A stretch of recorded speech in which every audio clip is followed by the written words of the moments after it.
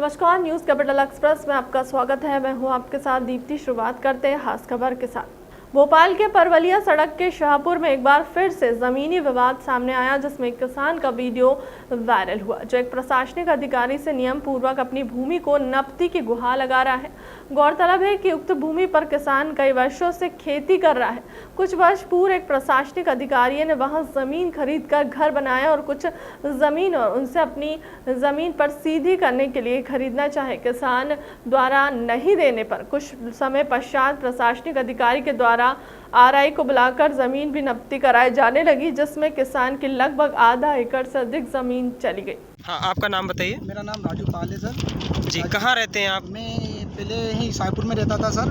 धंधे बिजनेस, पिताजी का दूध का धंधा था, तो वो हम लोगों को परवली ले गए, हम वहाँ पर शिफ्ट हो गए। ये ज़मीन किसकी है, किसके नाम पे रजिस्टर्ड है? फादर के नाम पे ही है सर, हरिप्रसाद पाल जी पापा का नाम है। जो क्या खसरा नंबर है इसका? इसका सर, इनका खसरा है हमारा 227 और 169, 148, 151। क्या मामला है पूरा? आप मीडिया से चर्चा कर मैं मीडिया से चर्चा ये कर रहा हूँ सर, मेरे को न्याय चाहिए।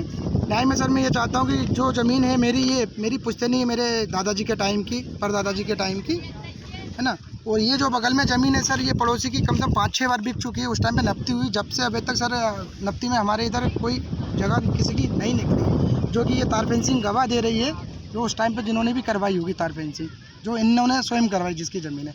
आज जो स्वतः सिंह गोर हैं, जिन्होंने ज़मीन ली है खिल्ला जी से, इन्होंने भी ये फेंसिंग करवाई है। पहले सीमेंट की थी, अब लोहे की हो गई है।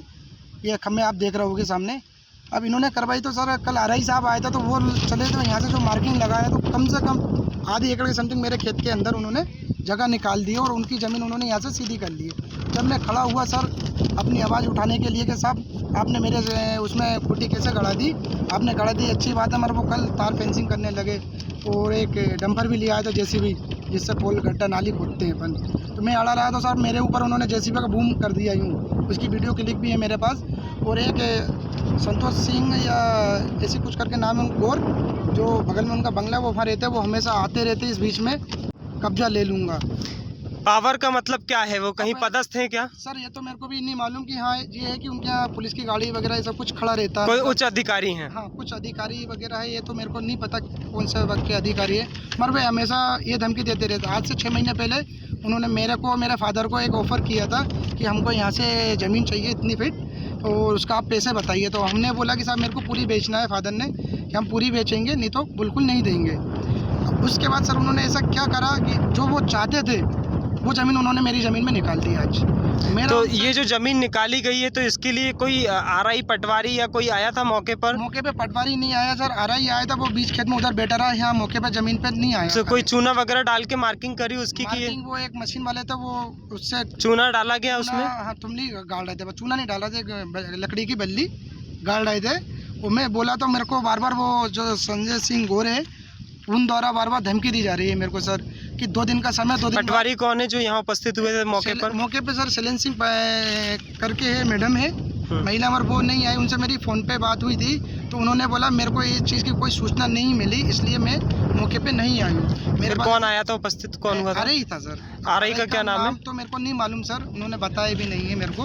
मैंने पूछा भी कल, तो किसी ने बताया नहीं आरआई का नाम। भाई ये बोला ये आरआई साहब है, ये आरआई साहब है, नपती हो रही है।